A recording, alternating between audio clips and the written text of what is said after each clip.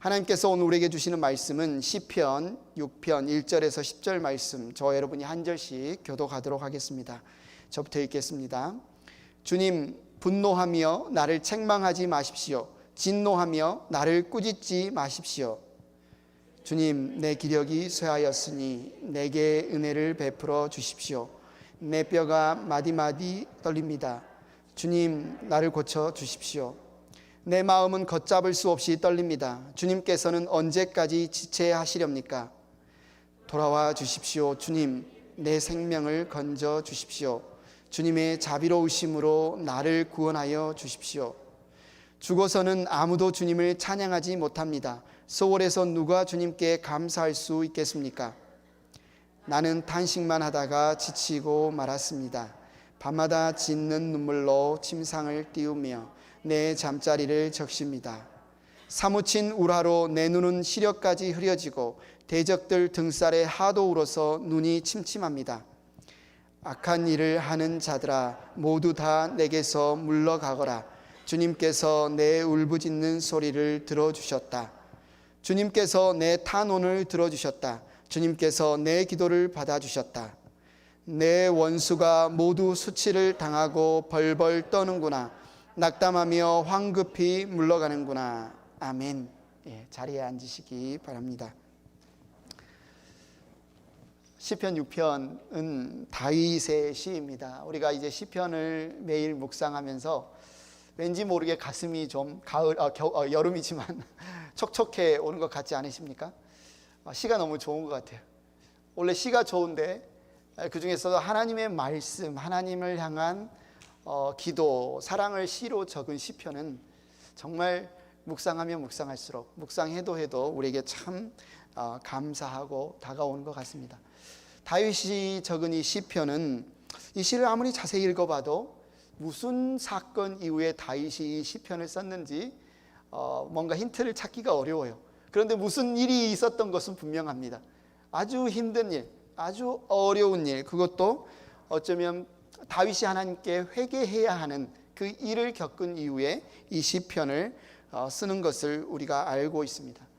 무슨 일을 겪었는지는 모르지만 분명한 것은 이 시편을 통해서 우리가 어떻게 하나님께 회개하며 회개를 통해서 무엇을 구하고 어떻게 기도해야 하는지 우리에게 많은 부분을 가르쳐주는 중요한 시편이라고 할 수 있겠습니다. 자, 여러분께 제가 질문 하나 드릴까요? 여러분이 예수님을 믿기 전 그리고 예수님을 믿고 난 이후에 가장 실질적으로 여러분이 변화한 것이 있다면 여러분 무엇입니까? 예수님을 믿기 이전, 믿은 이후 여러분에게 딱 보니까 뭐가 바뀐 것 같으세요? 아무래도 이 죄에 대한 민감성이 좀 달라지지 않으셨나요? 예전에는 죄라고 생각하지도 않았던 것들이 요즘은 이거 죄인데 이거 죄 지으면 안 되겠다 라고 생각하시면서 죄를 짓지 않고 경건하게 살려고 노력하는 모습이 아마 여러분 가운데 좀 달라진 모습이 아닐까. 어쩌면 사람이라면 누구나 그렇게 살아야 되겠죠. 죄를 짓지 않고 살아야 되겠지만 예수님을 구주로 믿는, 주님으로 믿는 성도는, 신자는 당연히 더 이 죄에 대한 어쩌면 민감성을 가지고 살아야 되는 것 아닌가. 그런데 문제는 뭡니까? 우리가 예수님을 믿기 이전에도 잔뜩 죄를 지었지만 예수님을 믿고 난 이후에도 우리 가운데 여전히 죄의 본성이 남아 있습니다.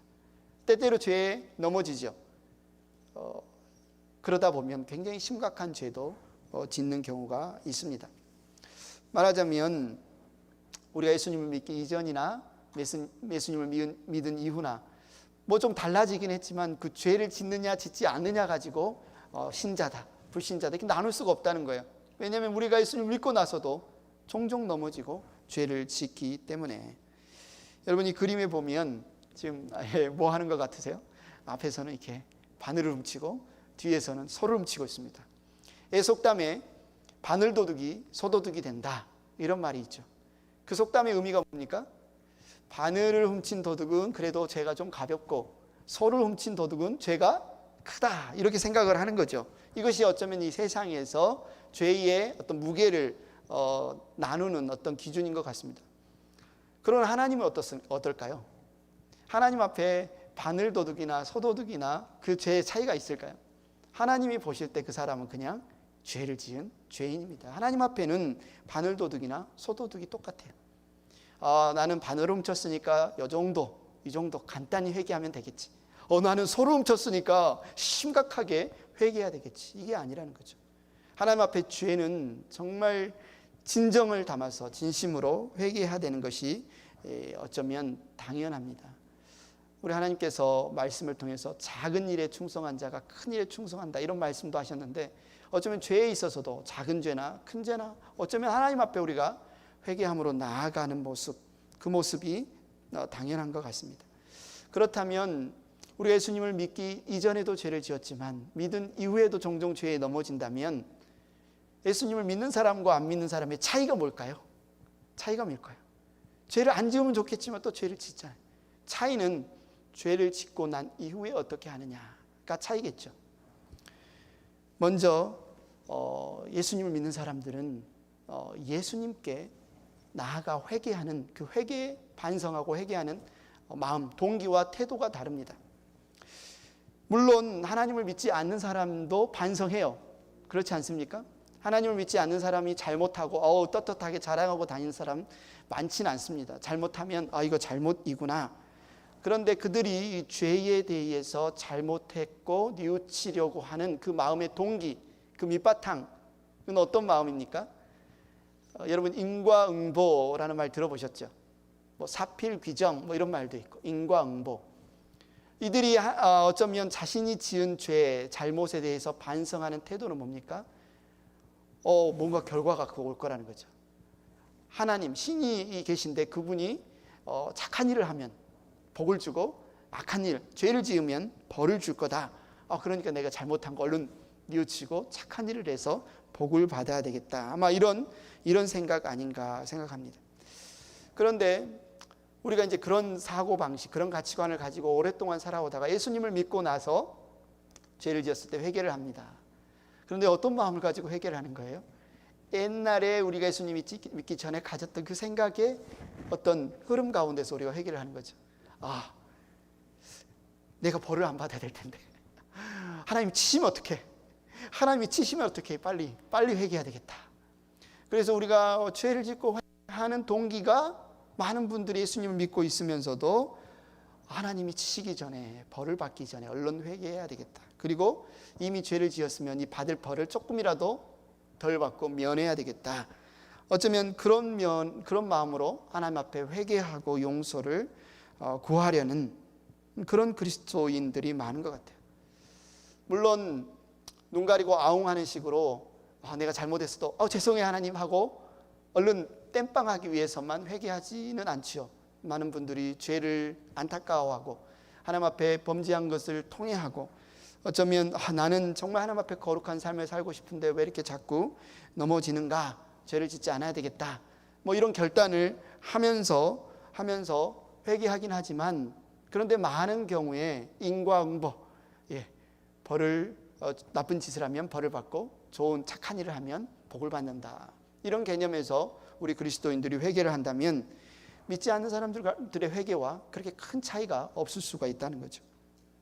여러분, 하나님 입장에서 그러면 회개를 한번 생각해 볼까요? 하나님 입장에서 하나님께서 믿는 우리가 회개할 때 우리에게 바라시는 것, 우리에게 기대하시는 게 뭘까요?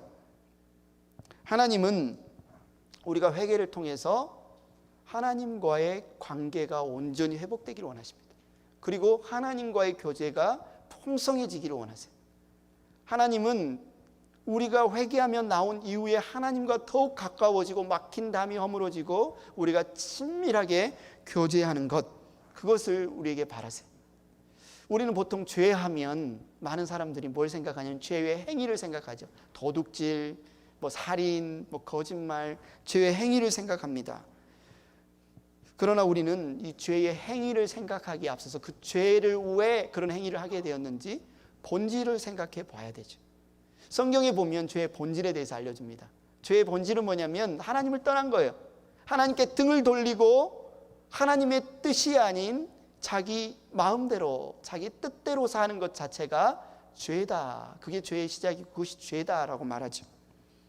그래서 하나님을 떠나면 뭐가 생겨요? 죄의 행위가 나오는 거죠. 하나님의 뜻을 버리며 내 마음대로 살기 시작하면 이 세상에서 그걸 죄라고 말하는 사람 아무도 없습니다. 독립적인 인간, 자주적인 인간, 자기 주도적인 인간, 자기의 어떤 신념이 있고 그것을 이루는 사람을 죄인이라고 말하는 사람이 없어요. 그 죄의 결과만을 가지고 죄라고 하죠.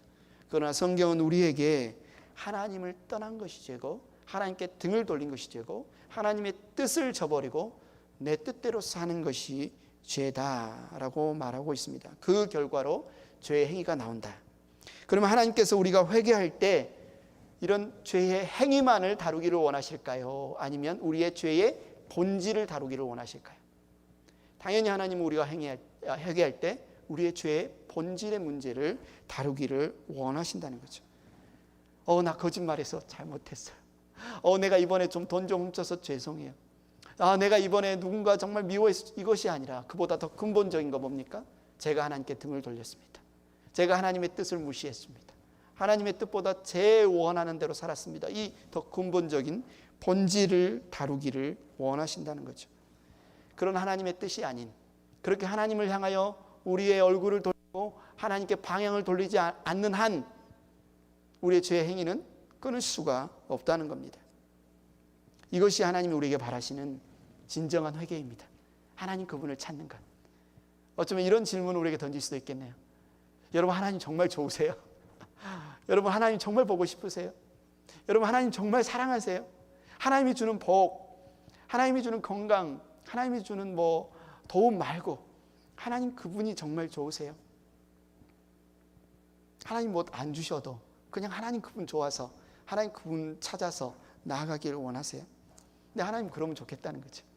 너희가 나를 그렇게 좋아하면 좋겠다. 내가 너희를 좋아하는 것처럼. 너희가 나를 사랑하면 좋겠다. 내가 너희를 사랑하는 것처럼. 너희가 나와 시간 보내는 것을 간절히 원하면 좋겠다. 내가 너희와 시간 보내는 게 기쁜 것처럼. 그래서 하나님께서 우리에게 바라시는 회개는 뭐예요? 하나님과의 관계 회복을 간절히 바라는 회개. 하나님과의 교제가 더 깊어지기를 원하는 회개.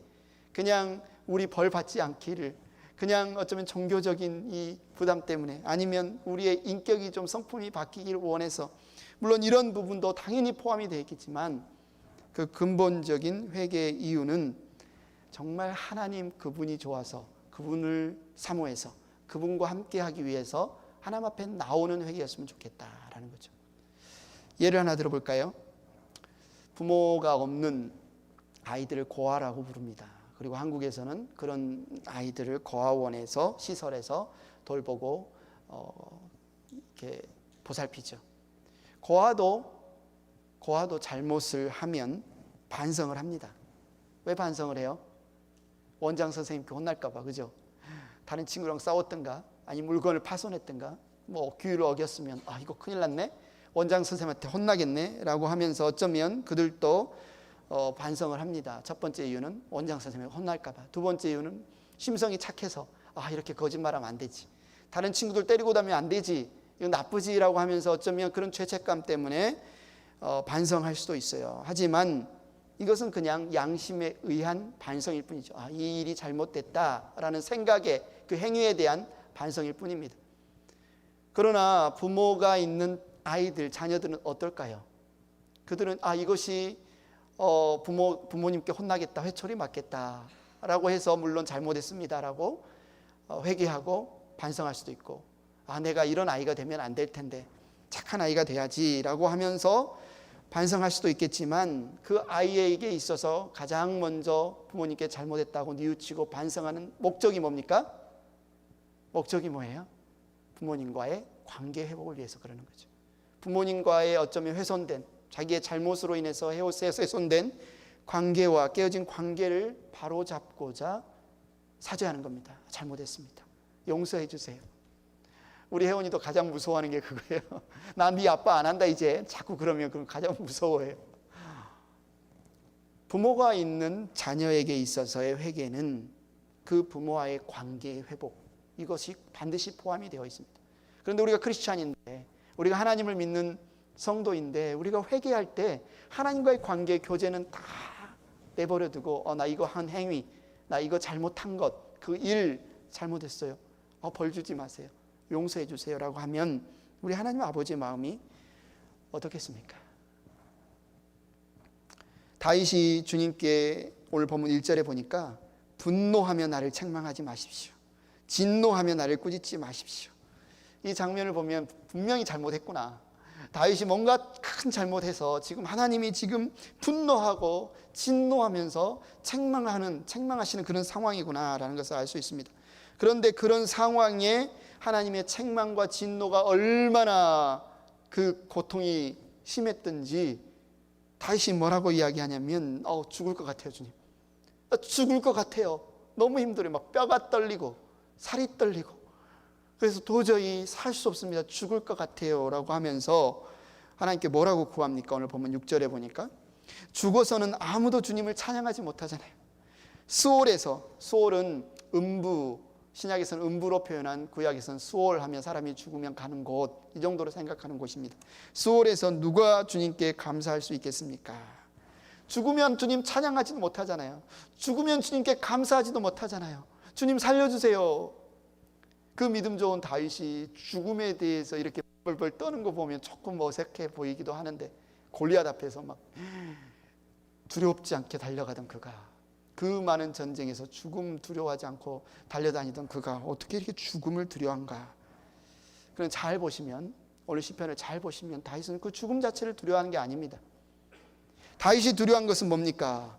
하나님을 찬양할 수도 없고, 하나님을 감사할 수도 없고, 하나님과 교제할 수도 없고, 하나님과의 관계가 끊기는 것, 하나님과의 교제가 끊기는 것, 하나님과 사귐을 가질 수 없는 것, 그것이 두려운 거죠.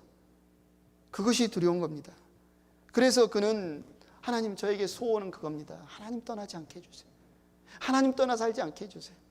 하나님 앞에서 찬양하면서, 하나님 앞에서 감사하면서 하나님과 교제하는 그 삶이 되게 해주세요. 다윗의 회개의 동기, 태도가 여기에 있습니다. 빨리 이 징계가 끝나게 해주세요. 너무 힘들어요. 고통스러워요. 벌 좀 빨리 끝내주세요. 내 괴팍한 성품이 좀 바뀌게 해주세요. 이것보다도 그에게 있어서의 근본적인, 어쩌면 가장 간절히 원하는 회개의 동기는 하나님과의 교제가 회복되게 해주세요. 돌아오세요 주님. 하나님 제발 저에게 돌아오세요. 저에게 얼굴을 비춰주세요. 주님과 친밀한 교제, 거룩한 교제 다시 회복되게 해주세요. 우리가 예수님을 믿기 전과 믿음 후의 변화는 죄를 얼마나 많이 짓다가 얼마나 적게 지느냐, 죄의 어떤 양과 질의 차이가 아니라는 거죠. 그 차이는 뭡니까? 예수님을 믿고 난 이후의 변화가 뭐예요? 우리에게는 십자가 복음이 있다는 겁니다. 우리에게는 십자가의 복음을 가지고 살아가는 삶이 되었다는 거죠. 십자가가 뭡니까? 하나님께서 우리를 너무너무 사랑하시는데, 하나님께서 우리와 정말 교제하고 싶은데, 내가 너를 사랑하는 걸 네가 나를 알고 서로 사랑을 고백하며 살고 싶은데, 하나님과 우리 사이에 이 죄가 가로막고 있습니다. 우리의 반역이 가로막고 있어요. 우리가 등을 돌리고 하나님께 무관심하고 돌아오라 그래도 들리지도 못하고 듣지도 못하는 상황에 있으니, 하나님이 자신의 생명, 자신의 아들의 생명을 버려서 우리를 초청하는 겁니다. 나와 화해하자, 나와 화목하자, 나와 함께 살자, 나와 교제하자, 나와 함께 대화하자. 바로 이것이 십자가의 복음입니다. 하나님께서 우리와 함께 지내자고 그 아들을 보내주신 것, 그 아들의 십자가에서 피 흘리게 하신 것. 그래서 우리의 회개에서 이 십자가의 복음이 빠지면 안 되죠. 우리 회개의 동기는 무엇이기 때문에? 하나님과 우리의 사귐이기 때문에, 하나님과 우리의 교제이기 때문에.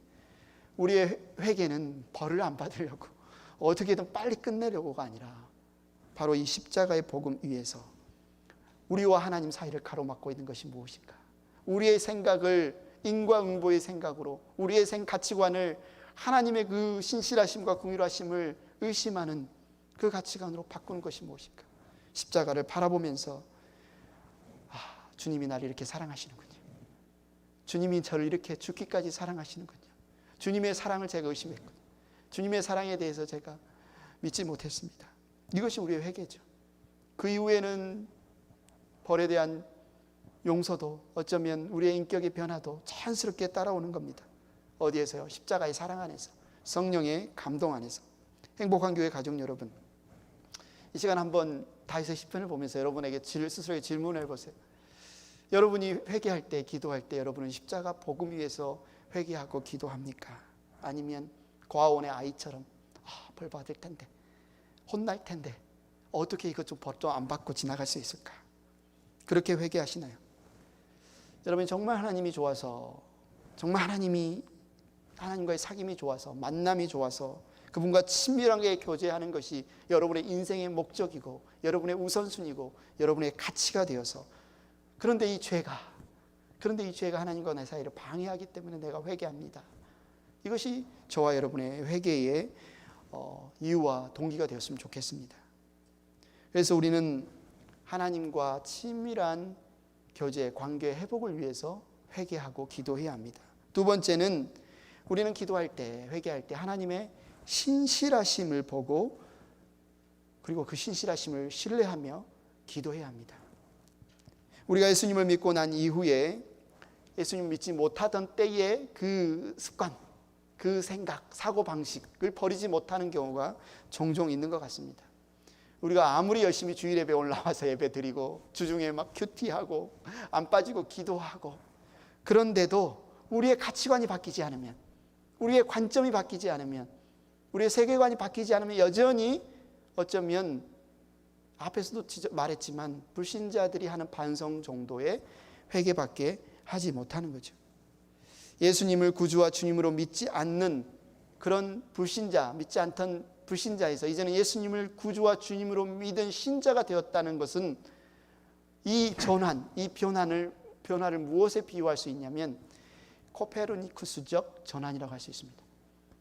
여러분, 코페르니쿠스 낯서시기도 하지만 아마 익숙하시기도 하죠. 우리가 배웠습니다. 코페르니쿠스는 천동설이 아니라 지동설이 맞다라고 주장한 사람이죠. 천동설이 뭐예요? 태양이 지구 주위를 돈다. 그러나 이 사람은 지구가 태양 주위를 돈다라고 주장을 했습니다. 이전까지는 지구가 평평하고 사각형인 줄 알았는데 알고 보니 지구가 공처럼 둥글더라. 세상에. 이전까지는 태양이 지구 주위를 도는 줄 알았더니 알고 보니 지구가 태양 주위를 돌고 있더라.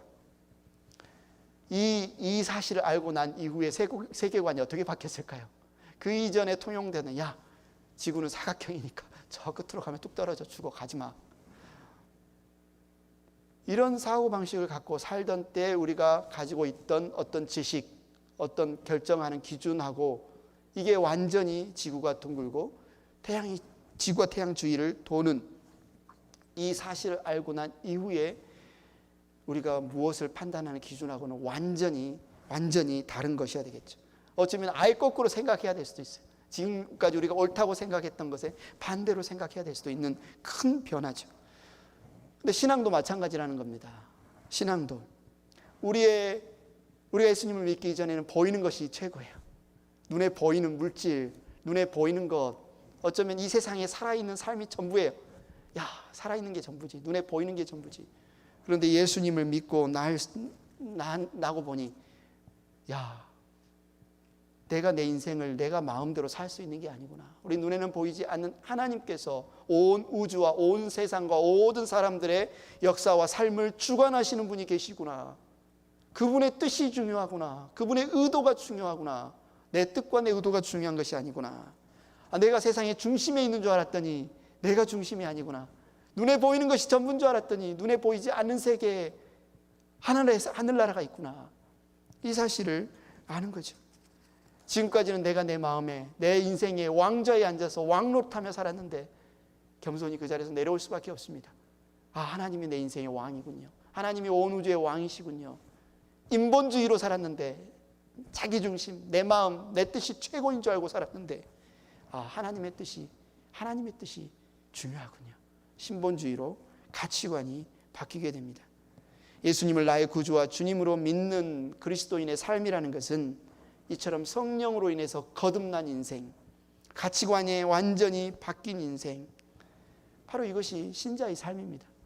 그런데 내가 예수님을 믿고 산다고 하면서도 이게 안 바뀌면 여전히 내가 중심이고 인본주의고 내 마음에, 내 인생의 왕좌에 내가 원하는 것이 가장 기준이 되어 있다면 그 사람에게서 나오는 모든 열심히 기도도 하고 열심히 교회도 나오고 열심히 공부도 하는데 그 결과는 뭐예요? 종교 활동일 뿐이라는 거죠. 하나님을 신뢰함으로 순종함으로 그분을 따라감으로 열매 맺는 신앙생활이 아니라 어쩌면 나의 열심과 내 의지로 하는 종교생활에 그칠 수밖에 없다는 것입니다. 물론 우리가 예수님을 믿고 신앙생활하면서 때때로 하나님의 말씀을 어떻게 적용하지, 어떻게 우리의 부부관계, 어떻게 부모 자녀 관계, 어떻게 비즈니스에, 어떻게 사람들과의 관계에 하나님의 말씀대로 살지, 우리가 헷갈릴 때도 있고 잘 모를 때도 있어요. 그러나 그렇다고 해서 길 자체가 헷갈리진 않습니다. 길 자체가 바뀌었어요. 인생길 자체가 바뀌었습니다. 예전에 살 그 길이 아니에요. 이제는 완전히 다른 길을 걷습니다. 예수 그리스도가 나의 구주가 되시며 나의 왕이 되시는 그 길을 걸어요. 왜 우리가 열심히 성경을 읽습니까? 왜 열심히 우리가 기도합니까? 이 길이 바로 내가 걷는 길인데 이 길이 무슨 길인지 알기 위해서 배우죠. 이 길을 어떻게 잘 걸을 수 있는지 깨닫기 위해서 우리는 성경을 공부하고 기도를 합니다. 행복한 교회 성도 여러분, 그래서 우리는 주의 깊게 이 말씀을 들으면서 우리 자신을 한번 되돌아보아야 합니다. 내가 신앙생활을 한다는 이 겉의 모습보다도 내 내면의 가치관이 정말 바뀌었는가? 세상의 가치관으로 여전히 살아가고 있지는 않은가? 아니면 정말 내가 인생의 내가 내 삶의 주인이 아니라 정말 주님이 주님 되시는 주인 되시는 그분의 뜻이 나를 통치하고 다스리는 그 가치관으로 바뀌었는가? 그리고 그 열매를 내가 맺고 있는가? 그 하나님의 말씀이 내 삶의 기준이 되고 내 삶의 우선순위가 되고 내 인생의 최고의 목표와 소망은 그분을 만나고 그분과 교제하고 그분과 동행하는 것이 정말 나에게 기쁨이 되었는가? 나에게 소망이 되었는가? 우리가 한번 돌아보셔야 됩니다. 지금 다윗은 하나님께 받는 징계의 고통이 너무 심해서 밤잠을 못 잤다고 합니다. 잠을 못 잤을 뿐만 아니라 밤마다 울어서 좀 과장법이긴 해요. 침대가 둥둥 떠다녔대요, 물에. 그냥 요가 그냥 흥건히 젖어 있었다고 말을 합니다. 하나님께서 생명을 건져 주시기를, 자비로우심으로 구원해 주시기를 그는 간절히 기도하고 있습니다. 돌아와 주세요, 주님. 내 생명을 건져 주십시오. 주님의 자비로우심으로 나를 구원하여 주십시오. 하나님을 믿는 우리에게도 종종 어쩌면 정말 힘든 고통의 순간이 닥칠 수 있습니다. 죽음에 이르는 고통이 있을 수 있어요. 그리고 그 중에서는 분명 우리가 하나님을 거역하고 죄를 지어서 하나님께 받는 징계일 수도 있습니다. 그런데 우리가 그렇게 하나님 앞에 범죄하고 회개할 때 때때로 어떤 분들은 좀 오해하면서 회개 기도를 하는 분들이 있어요. 하나님, 제가 이렇게까지 회개 기도를 했는데요, 밤잠을 안 자고 회개 기도했잖아요. 하나님, 나 새벽마다 일어나서 기도했잖아요. 보세요, 지금 옆에 있는 휴지 이 더미가 됐잖아요. 울면서 콧물 눈물 다 짜면서 하나님, 제가 이렇게 기도했잖아요. 그러니까 뭐예요? 제가 이렇게 기도했으니까 하나님 이렇게 회개했으니까 용서해 주세요. 내가 이렇게 진심으로 기도했으니까 하나님 저 구원해 주세요. 이 사람이 지금 하나님께 용서와 구원과 생명을 살려주시기를 바라는 근거가 뭡니까? 어디에 있어요? 내가 이렇게 밤잠을 안 자고 기도했으니, 내가 금식하며 기도했으니, 내가 새벽에 일어나 기도했으니, 내가 열심히 기도했으니 나의 기도 때문에, 나의 행위 때문에 나를 용서해 주세요. 나를 살려주세요. 이 사람이 뭡니까? 지금 열심히 종교 생활은 했는데 이 사람은 여전히 신본주의가 아닙니다. 이 사람은 여전히 인본주의예요. 내가 이렇게 기도했으니 하나님 그것을 근거로 나를 구원해 주세요. 나를 용서해 주세요. 하나님이 바라시는 회개는 이게 아니라는 거죠. 우리가 회개함으로 기도함으로 나아갈 때 우리가 근거를 둘 수 있는 우리의 기도의 근거는 이것이 아니라는 거죠. 그럼 어떻게 기도하고 어떻게 회개해야 됩니까? 물론 하나님 우리가 진심으로 회개하고 기도하는 것을 기뻐하세요. 그것을 받으십니다. 그건 틀림없습니다.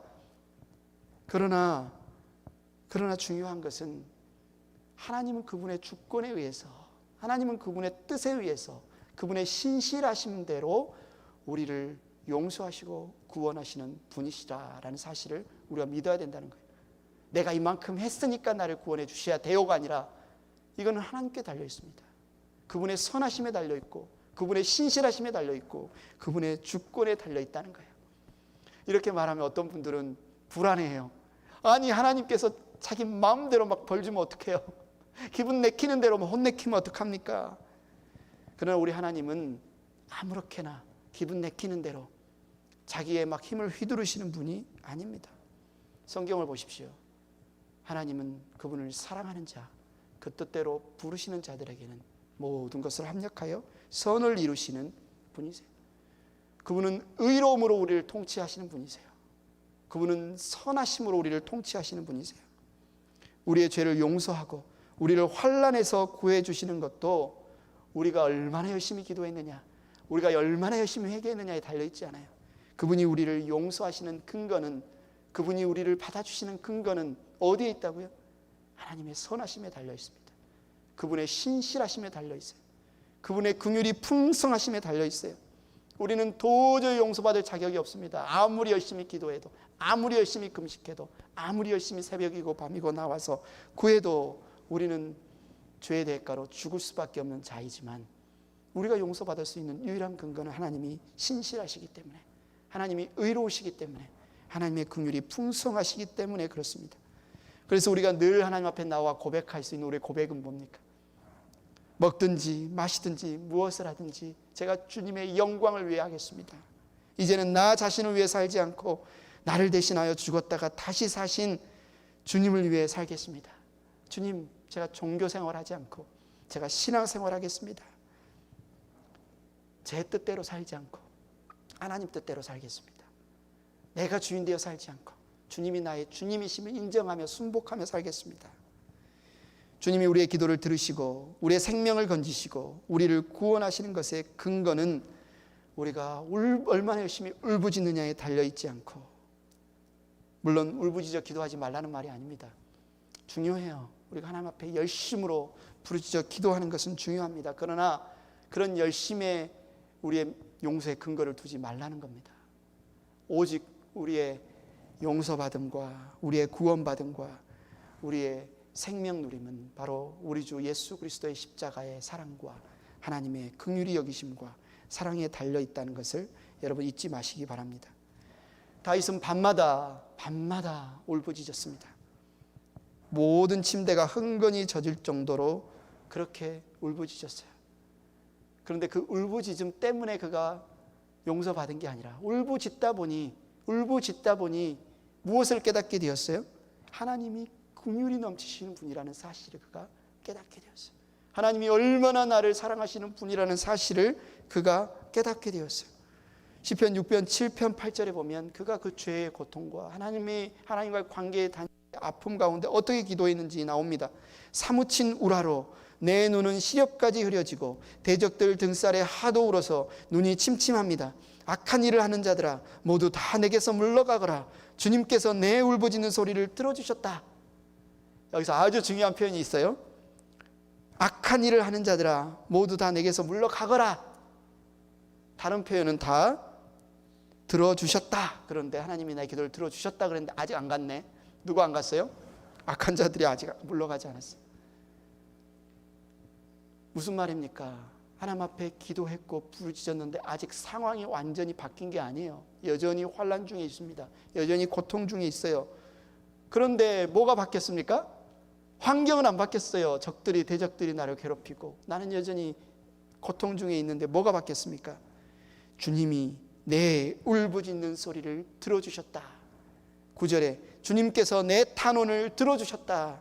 주님께서 내 기도를 받아주셨다. 뭐가 바뀌었어요? 내 마음이 바뀌었습니다.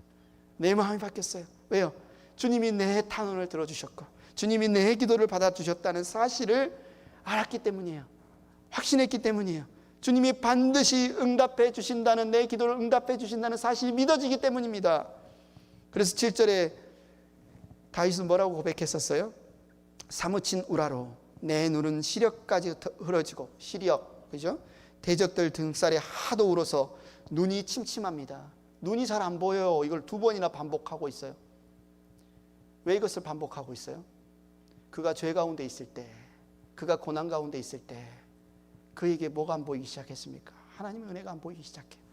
하나님의 긍휼이 안 보이기 시작해요. 하나님의 신실하심이 안 보이기 시작합니다. 그래서 두렵고, 그래서 죽을 것 같고, 그래서 너무 고통스러웠는데 밤잠을 자지 못하고 밤새워 기도하는 가운데 뭐가 보이기 시작합니까? 하나님의 신실하심이 보이기 시작합니다. 하나님의 긍휼이 보이기 시작합니다. 하나님의 은혜가 보이기 시작합니다. 물론 밤마다 기도할 때 너무나 힘들었는데, 너무나 고통스러웠는데 그의 가치관이 바뀌기 시작했어요. 하나님이 어떤 분이신지 다시 선명하게 보이기 시작합니다. 하나님이 어떤 분이신지, 하나님의 긍휼이라는 것이 추상적인 단어가 아니라, 하나님의 사랑하신다는 것이 저 멀리 있는 그런 단어가 아니라, 하나님이 정말로 나를 사랑하시는구나, 하나님이 정말로 나를 긍휼히 여기시는구나, 이 사실이 다시 믿어지기 시작합니다. 그래서 10절에 뭐라고 고백하고 있어요? 내 원수가 모두 수치를 당하고 벌벌 떠는구나. 낙담하여 황급히 물러가는구나. 야, 원수가 있기는 있는데 어떻게 물러가요? 벌벌 떨면서 황급히 물러가요. 담대해졌습니다. 두려움이 사라졌어요. 하나님을 신뢰함이 회복되었기 때문이에요. 내가 간절히 기도했으니 반드시 하나님이 내 기도를 들어주셔야 돼, 이렇게 생각하며 기도하는 사람들에게 있어서 기도 응답은 뭡니까?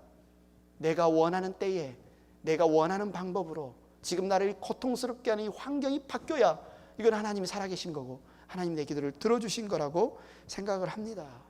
그래서 환경이 안 바뀌었다고, 그래서 지금 내가 원하는 대로 지금 안 됐다고, 기도 응답 못 받았다고, 왜 하나님 내 기도 들어주시지 않느냐고 그럽니다.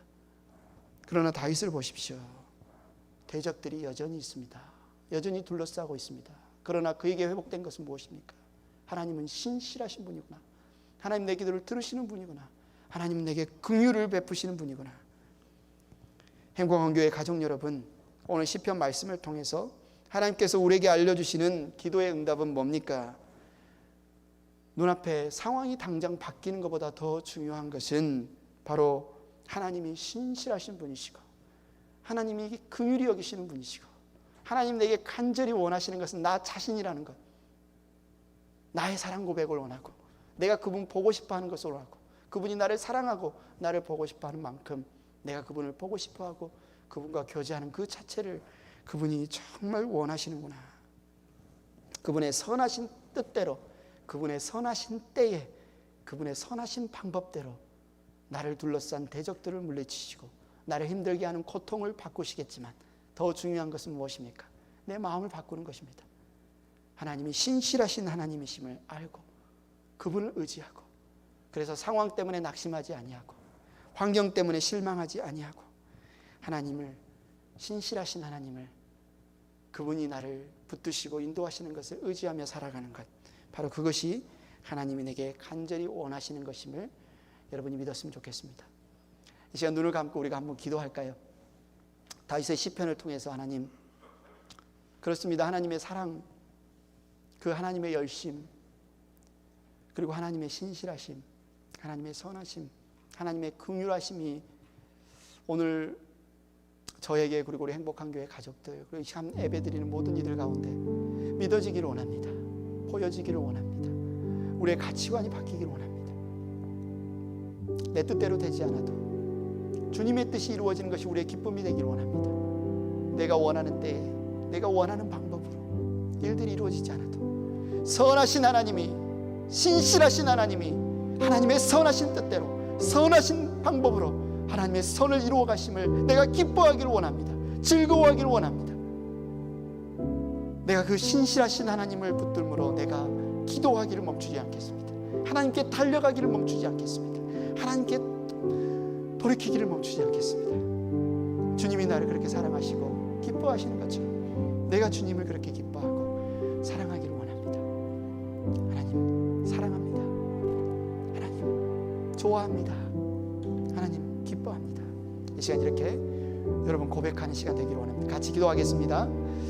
사랑이 많으신 하나님 아버지, 감사합니다. 오늘 우리가 주님 앞에 나왔습니다. 우리를 향하신 그 주님의 사랑이, 우리를 향하신 주님의 그 은혜가, 그 자비가, 그 긍휼하심이 오늘 우리를 하나님 앞에 서게 했습니다. 하나님께 등을 돌리고 있었을 때도 있었고, 죄에 매여서 우리 눈이 가려져서 하나님을 보지 못했을 때도 있었는데, 하나님 이 시간 우리의 눈을 열어주시고 우리의 마음을 열어주시고 하나님의 주님의 그 사랑과 주님의 신실하심과 우리를 위하여 하신 하나님의 놀라운 아버지 그 열정을 우리가 보기를 원합니다. 하나님, 내 욕심과 내 기준과 내 방법과 내 뜻을 하나님 앞에 주관하기에 앞서 내 모든 뜻을 내려놓고 하나님 주님의 뜻이 이루어지기를 간절히 바라는 우리가 기도가 되기를 원합니다. 하나님의 선하심으로 우리의 가정이, 하나님의 선하심으로 우리의 인생이, 하나님의 선하심으로 우리의 일터가, 하나님의 선하심으로 우리의 교회가 하나님의 뜻이 온전히 충만하게 성취되고 이루어지는 곳이 될 수 있도록, 하나님 우리가 그 일에 동참할 수 있도록, 하나님 우리가 그 일에 기뻐할 수 있도록, 하나님이 아버지 주님과 동행하는 삶이 될 수 있도록 하나님 우리가 우리의 눈을 열기를 원합니다. 마음을 돌이키기를 원합니다. 주님 함께하여 주시옵소서. 주님 함께하여 주시면 기뻐합니다. 주님을 찬양합니다. 주님을 예배합니다. 감사합니다. 예수님의 이름으로 기도드렸습니다. 아멘. 우리가 이 시간 나의 힘이 되신 여호와, 신실하신 하나님, 선하신 하나님을 함께 찬양하도록 하겠습니다.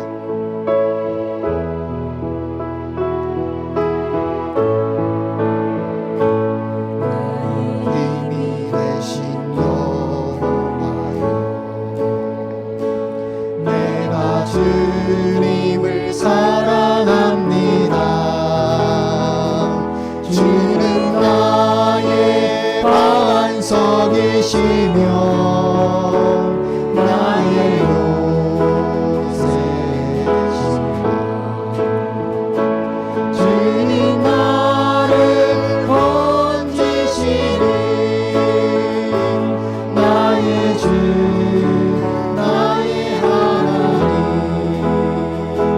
나의 피할 바위시요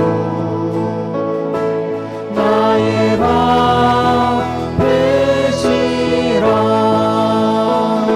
나의 하나님, 나의 하나님,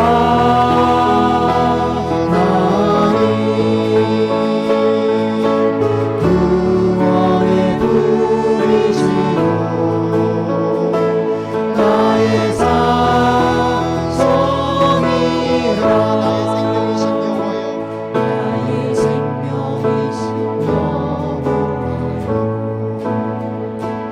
내가 주님을 찬양합니다. 주는 나의 사랑이시며 나의 의지이시라. 주는 나를 이끄시어 주의 길 인도하시며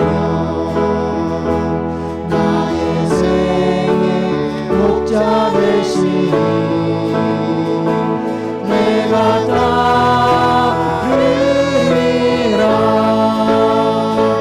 나의 하나님, 나의 하나님,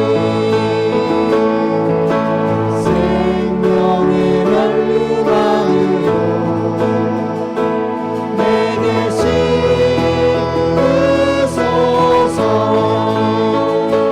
나의 하나님,